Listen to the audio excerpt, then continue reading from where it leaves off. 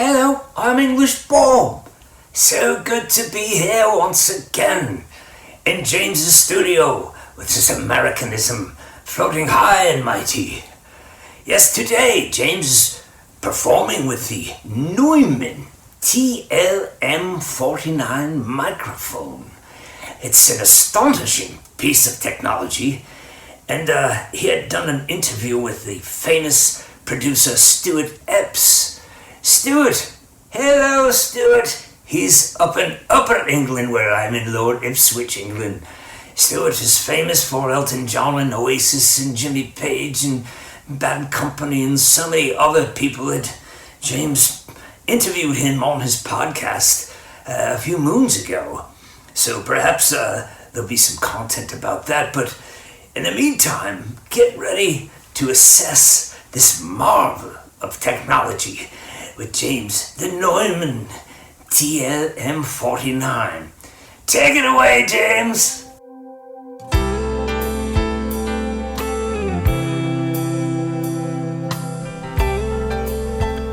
Hey everybody, welcome back my friends to the show that never ends. It's the Storyteller series. I'm glad to be here and I'm glad you guys are here with me today because we're going to talk about one of my favorite pieces of gear. It's microphones. For the longest time, I put off buying a good microphone. And, I was working hard on being a better musician all the time. And it occurred to me, I think it might have been a conversation somebody had with me, but it's like, hey man, you're a good singer. Why are you not using like the best microphone? And I said, yeah, I've been doing this for a long time. I think I owe it to myself to sound the best, get my songs to sound the best. Because I'm certainly working hard enough on my craft. So I would encourage that for you guys who are second guessing it. Go for it, man. Thank you, English Bob, for bringing us in. I really appreciate it and glad everybody's here for the Storyteller series. And today it's the Neumann TLM49. This is a great mic. I really love this microphone. I have a couple of really high-end microphones. I probably spend more than I should on these, but it is worth it.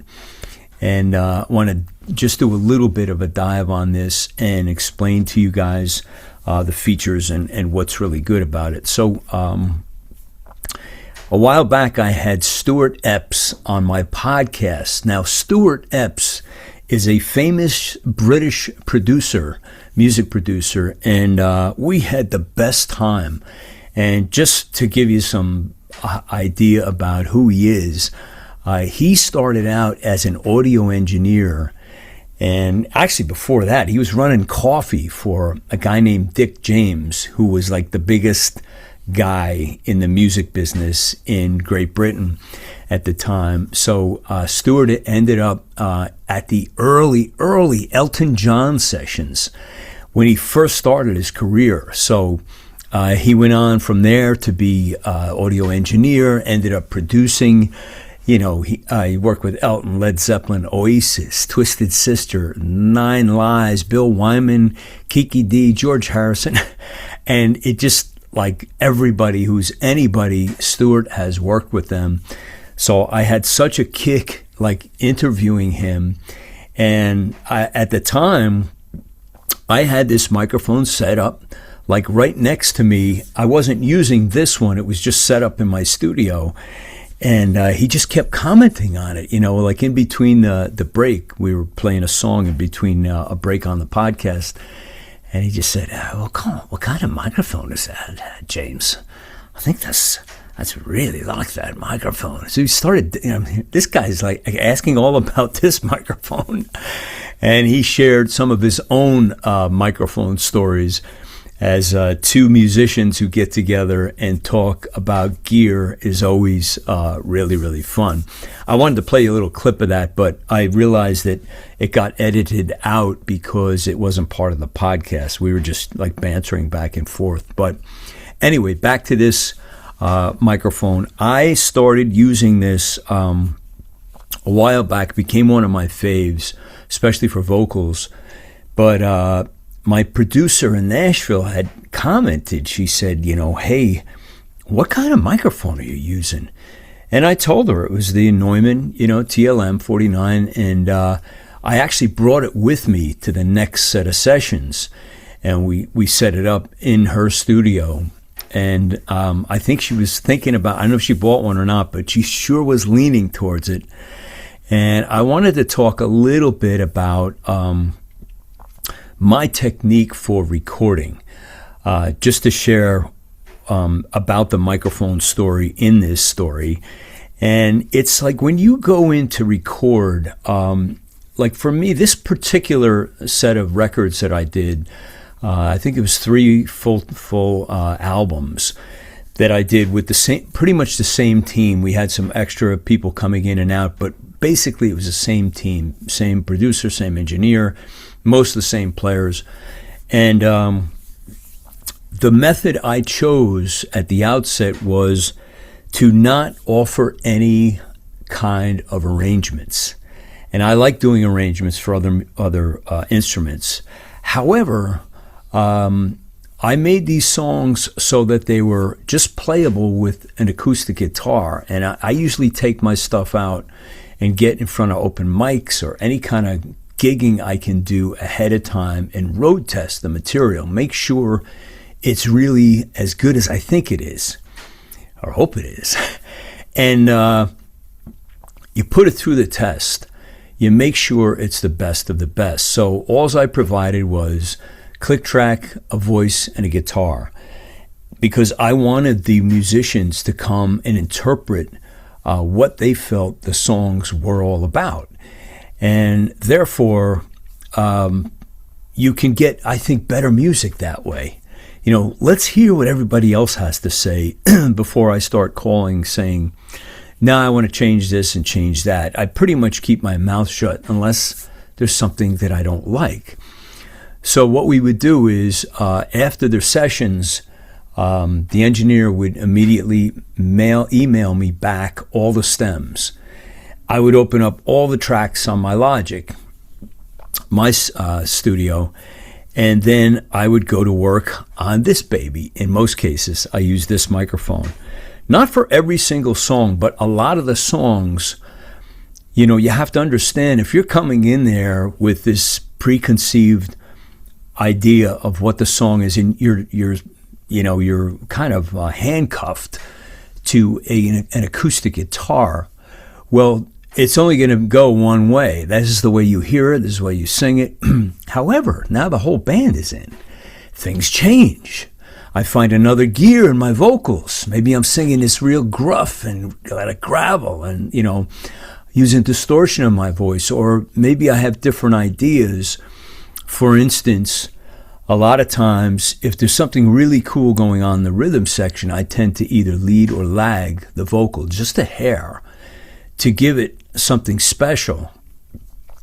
Well, you can't necessarily do that in the studio on the fly when everybody's hearing it for the first time, because we work these things really quickly. So I would really come home and work, and it takes me forever to warm up, but once I'm warmed up, I can sing all day long, and I just have that going on. I have the stamina, but right out of the gate, it takes me forever to warm up. So I'm usually warming up 2 hours before the band gets into the studio. That's how long it takes me to get going. So therefore, you're learning the song in a different way. Yeah, I'm the writer and everything, but I'm relearning the song because now you've got all this instrumentation. So it'd be foolish for me to just stay in the studio and burn all these hours with a producer and an engineer when I really want to work it. And so that's what I end up doing. I work it, and then I finally get it to where I think there's enough passion, enough energy in it, and I send the stem of my vocal back to Nashville. And then they just import it and bring it in and start building from there. And then if I wanted to do harmonies or maybe an overdub or something, I would send those tracks back as well. So in that way, I think you get the best of both worlds. You are performing in a live setting yet you're taking enough time to really bring out all the nuances in the song. And having a really good microphone is critically important to do that. So, I can't say enough about getting something good. If you're a real seasoned, great musician, you probably have a lot of these things. If you're looking for one, I'll put the link below if you want to check this out. By the way, these things are flying off the shelf. I mean, all the stuff, I get a bunch of links in here for equipment for you guys today, because I want to talk briefly about mic stands too.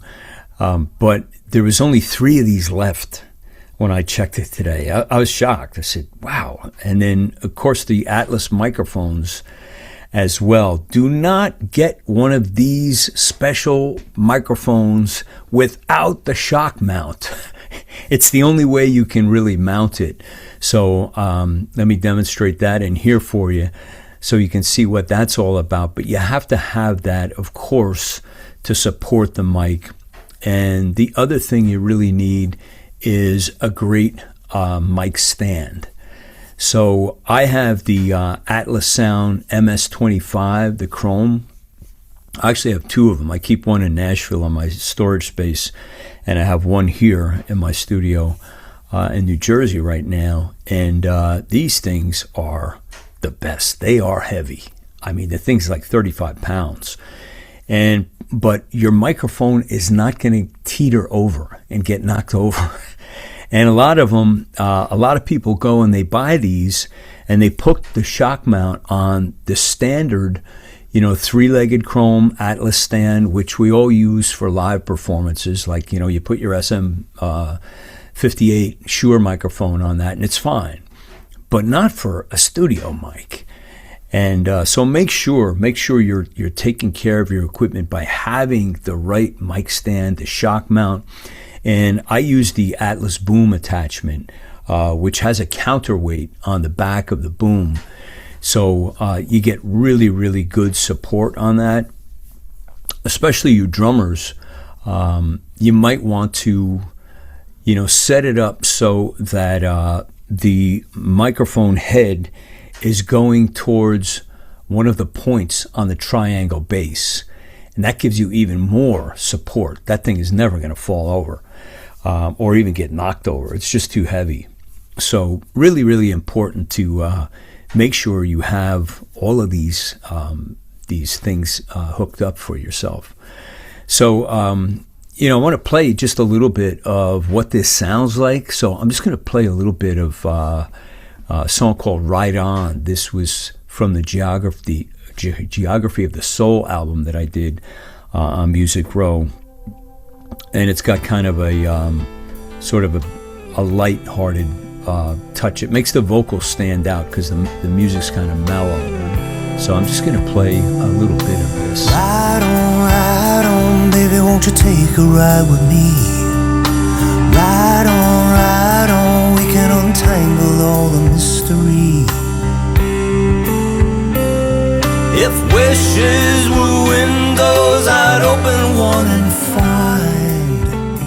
find. So let me fade that out. And so that's kind of what it sounds like. It's clean. It's really, really versatile as well. And a lot of this has to do with the kind of song, the equipment connected to it, like what kind of EQ, compression, etc. But you have to start with something high quality. And I like to work on the vocal with nothing, maybe a touch of reverb, just a touch to give it a little bit of presence. But of course, when I send the track back, it's got nothing on it, just the vocal, just a good, clean vocal.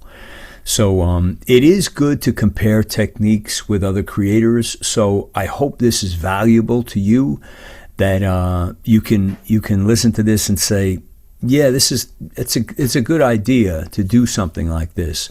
Hopefully it inspires something in you to say, this can enhance your techniques, or maybe you'll come up with something on your own that works for you. There's all kinds of ways to get a good song, but I think you really have to put the work into it. Very rarely do you just go in and cut a song. I mean, it does happen. It's just like everybody's on it, and I've experienced that a couple of times during my long career of studios from LA to Nashville and up here in the Northeast. But for the most part, it's hard work. And if you enjoy that kind of hard work, it's not work at all, man. It's fun. So anyway, like I said, all those links in the bottom of this video, I'll have them in there for you. And by the way, I am an Amazon affiliate, so if you do make a purchase, I do benefit from that, and I do appreciate that support. So that'll wrap it for today. Really great for you guys to be out there playing, creating music. I love it. Just musicians are my favorite. So keep up the good work, man. Don't let anything get you down. Don't pay too much attention to all this AI crap. You're still the human. You're still the creator. You go out and create. AI can only do so much, and AI wishes they could be you. So that'll do it for me. English Bob will take you out. And until I see you guys the next time, be blessed, my friends.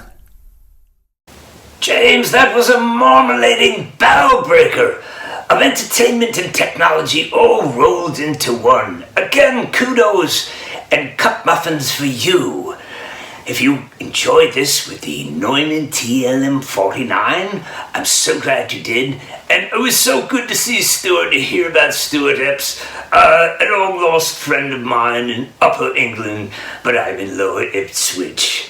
So look below there. Look for that conjugulation of numbers and associated letters and different little hieroglyphics all tied together.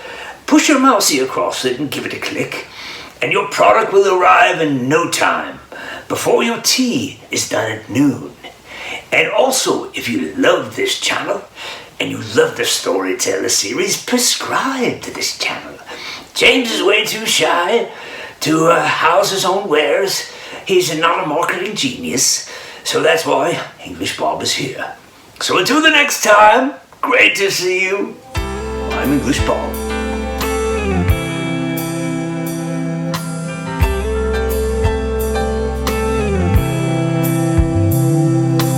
Ride on, baby, won't you take a ride with me? Ride on, we can untangle all the mystery. If wishing